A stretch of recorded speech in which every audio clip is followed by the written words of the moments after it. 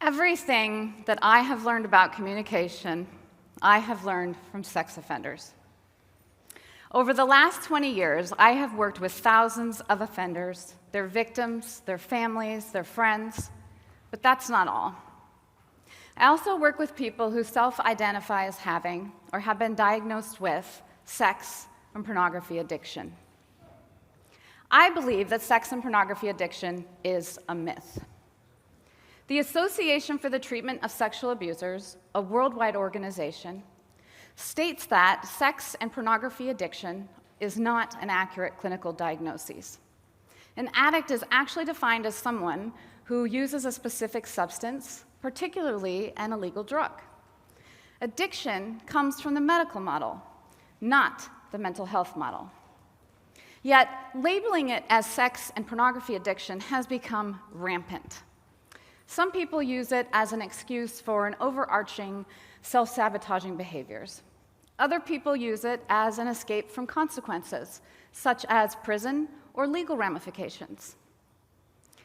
The idea of sex and pornography addiction is really a compulsive preoccupation with fantasy, to include compulsive masturbation, the excessive viewing of pornography, the unhealthy pursuit of casual sex.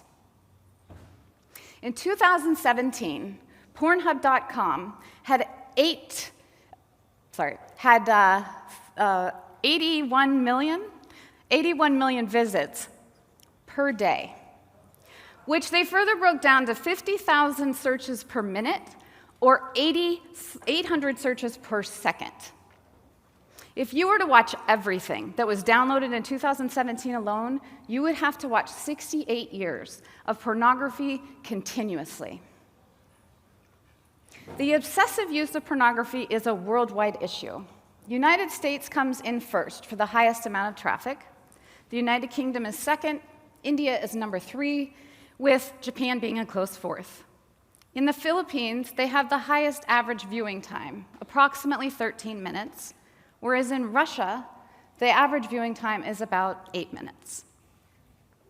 My specialty as a psychologist is providing treatment for people who have been convicted of a sexual offense.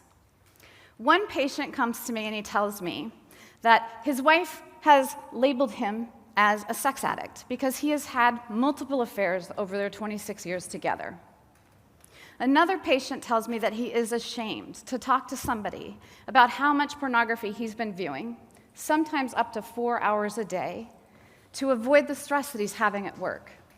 Yet it's causing him to push people away, like his friends, and he's not going out with them to movies or on hikes or biking or even to dinner because he wants to rush home and watch pornography. They weren't always like this. There was a time in their life when they weren't aware of sex or pornography and when they weren't dealing with sexually compulsive behaviors. Our son likes to have friends spend the night. We, my husband and I, like to think of ourselves as the cool house, but I'm sure that if you asked our son, he would tell you we are definitely not that cool. So on this particular sleepover, we had everything they could need. They had pizza, soda, video games, all the sugar in the world. And I'm listening to them talk about things boys talk about. Teachers and girls, grades and girls, and video games and girls. And I made a joke. It was tame. And I don't mean by my standards. I mean by society standards. Because after 20 years in this field, I have come to realize that my sense of humor is a little bit jaded, although it makes Thanksgiving dinner a little bit fun. My son says, "Mom, oh, you're so embarrassing. Why did you say that? My friend is here." And his friend pops up immediately and he says, no, don't worry. What's said at the Martins stays at the Martins. I don't tell my parents what was said here. I'm like, whoa, wait, right? Like, what do you think you heard? Now I'm in damage control, right? But with a giggle, a snort, and probably a fart, they moved on to the next subject, girls.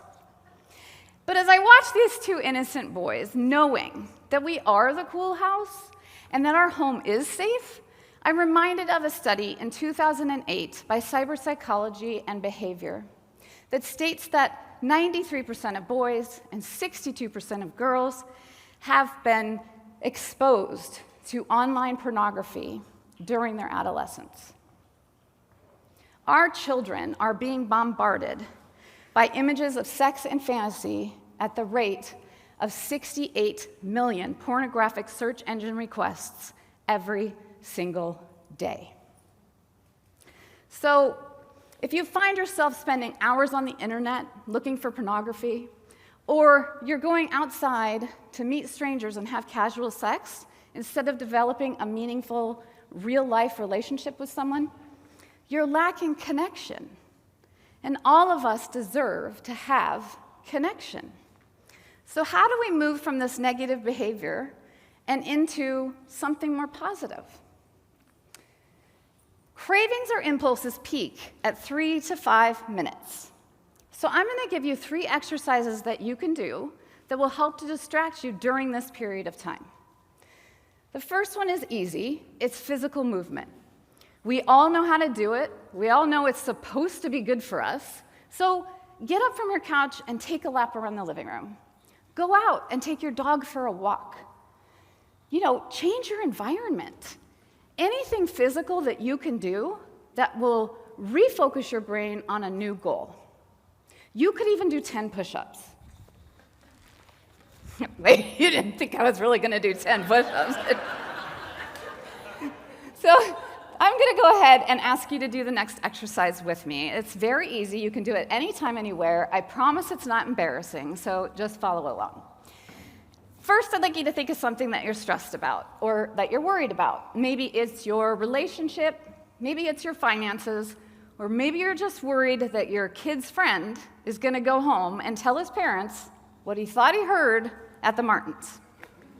So the first thing you're going to do is you're going to take one finger and you're going to put it on one nostril, and you're going to take a deep breath in and out of the other nostril. Everybody do it. You don't look foolish. I can't even see you because of the lights. Now I want you to switch and do the same thing on the other side. Now, with both nostrils, you can go ahead and breathe deeply in and out as many times as you like.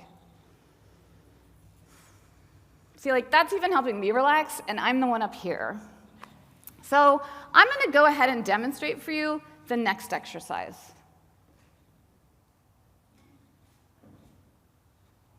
Oh, you probably should tell you what I'm doing. So I'm humming, but I'm not humming out loud. I'm just humming in my head. So that exercise and the previous breathing exercise work with our brains in the same capacity, in that our brains cannot do the exercises that we just performed and experience cravings, anxieties, impulses at the same time. We just don't have the capacity. So what if you're a partner or a spouse of someone who you feel like has a problem with sex or pornography? How do we talk to the people that we love about this? First, determine what bothers you the most. Is it what they're looking at? Is it how much time they're spending looking at it?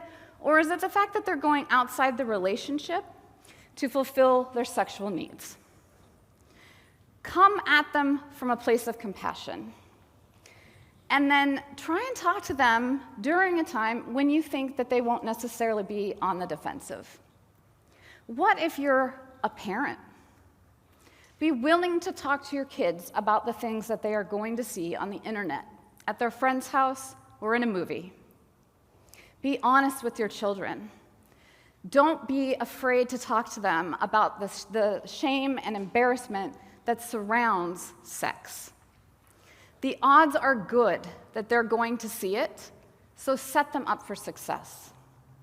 So, in the end, let's start talking to our children about how, as they are growing, if they're looking at pornography, their brain is developing differently. And if they're cutting off friendships and relationships with other people, they're harming their communication skills.